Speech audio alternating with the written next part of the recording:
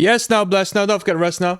South Memphis, South Memphis, South Memphis. I think that was a tune by Project Pat on Getty Green. South Memphis. Another artist I really liked from Memphis was Young Dolph. Yeah. What did he have about Memphis? He had a tune. He's from North Memphis, wasn't he? I think he had a tune. Where everybody drug dealing. South Memphis. I think, is it South Memphis? South Memphis, South Memphis, South Memphis, Memphis, Memphis. We're listening to Rancid, track 10 of 19. Alright, we're ranting and raving. We're getting punk rock on this stream. I'm going to make another bold statement. If the act ain't being cancelled, it's not a punk rock band. That's all I'm saying. Let's go. Epitaph Records.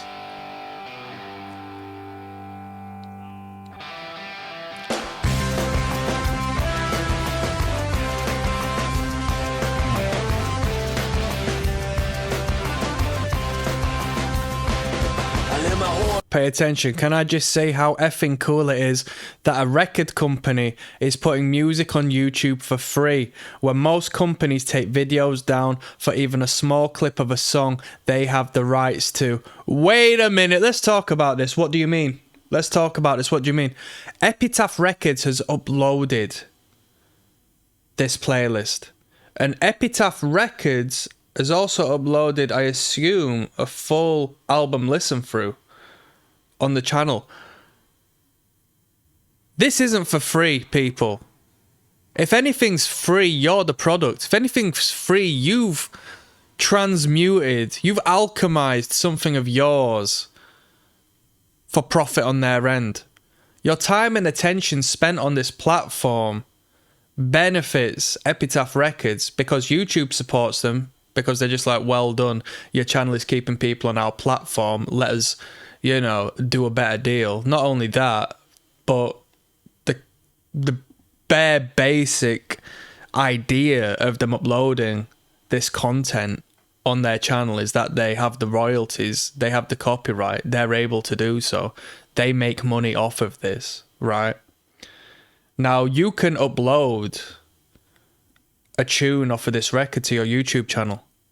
It might automatically get copyright stricken unless you have a reason to upload it. But let's say, for example, I'm doing a reaction video, yeah? I'm not going to get paid for this. The money's going to go to the flipping label. So it's not a matter of, oh, the label's so good because they don't strike you down and make your life a misery. No, that's not the case. They profit. And that's the whole point of the label, to profit off of the intellectual property, to profit off of the songwriting, to profit off of the product, the master recording of this project. So I don't say that to go in. I'm just saying, it says, how cool is it? Record labels aren't cool, bro. Trust me. Record labels aren't cool. Record labels are just pure business, man. The idea of the record label is to take money out of your pocket for something that isn't worth the value you've paid for. Trust me. Two replies. Yeah, effing sick that a label who publishes for two of the best punk bands would be uber chill with it.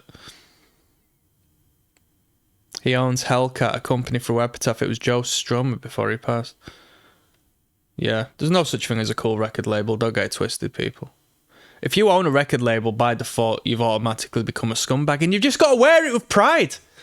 You've just got to think, if I want to make it in this game, I got to use and abuse these artists. I got to rinse them. I got to take their rights away from them. This artist doesn't know what creative rights they actually have.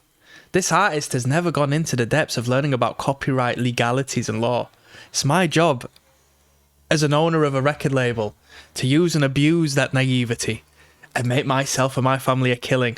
That's the record label game. That's the music business. Online made mistakes from the get-go. Street kid from the start, right? No regrets, no. I do what I want, yeah. But with that being said, let's not imply I'm talking about this band, because you know very well that my man Tim Timebomb, if not Skins and Punks Unite, what's his name, Lars, I bet they've both got their head incredibly screwed on. Tim in particular, he's a great songwriter. He writes a lot of songs.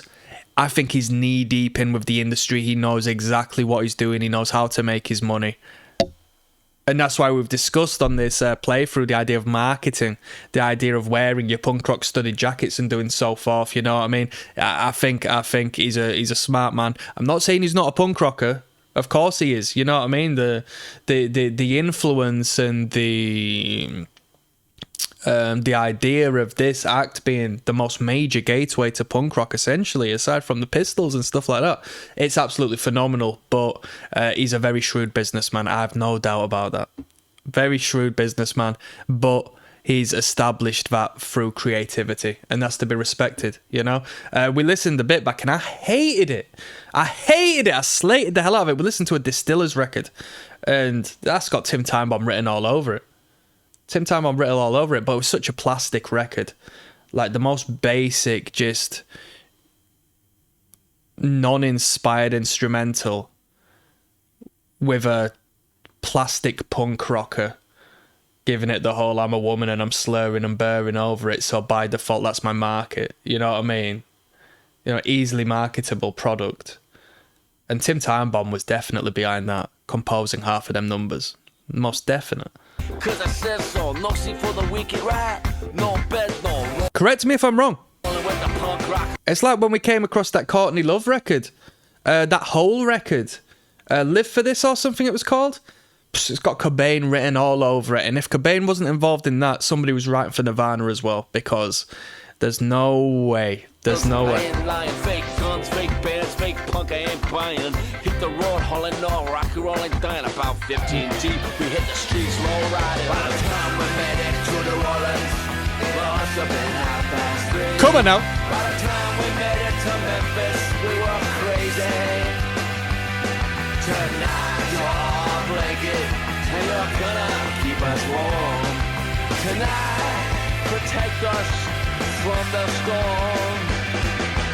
Huge black clouds of troubled times, they are coming around. Hold on, let me go through another round. Tuesday night is when the storm's gonna settle down. Had a clan, circumstance, told core, trouble bound. She the one. I think kind of Emil and the Sniffers are the modern equivalent to the Distillers, perhaps.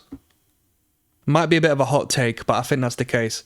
I prefer Emil and the Sniffers to the Distillers, but the whole sort of, you know, we're edgy but we're not actually edgy sort of thing. Like I said, I want my punk rock to be cancelled. By everyone, apart from me. Come on.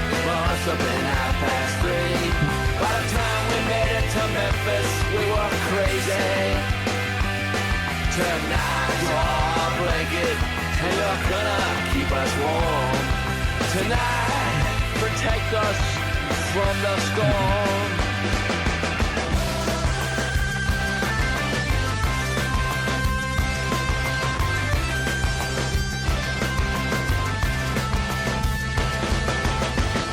Embrace the fallen when they have failed.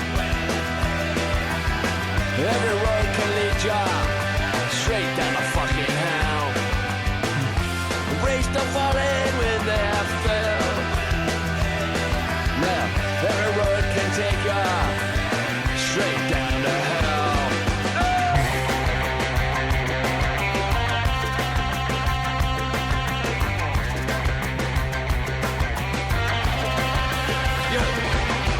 Going nothing here, everyone are straight tripping. Happy times are gone past, start slipping. This won't be enough to keep me on the road living. Good every night, a different city, I'll be sleeping. Let me know, here we go, met a gun and Lola. Is she here, is she there, drinking Jack and Cola? She said, Teen, where you been? I got something to show ya. Lola fired off a clothes and started rocking and rolling. By the time we made it to New Orleans, it must have been 3:30. By the time we made it to Memphis, we were crazy. Tonight, your blanket, and you're gonna keep us warm. Tonight, protect us from the storm.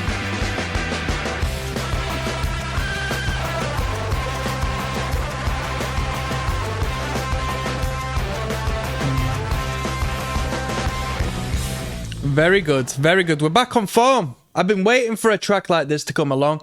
Great elevation in the chorus. That was what this song was about, really, wasn't it? It's about the hook. The chorus was really good. But that bridge section was really good. The phrasing of the lyric, great writing on that one. This was a good song. This was a really well-written song. Really like the chorus. I mean, the whole crazy thing, I felt we could have polished off the end of it a little bit better. But that's just my personal taste. When we elevate into that chorus, fantastic. Really good. That was good. We've got Spirit of 87 coming up next, yes?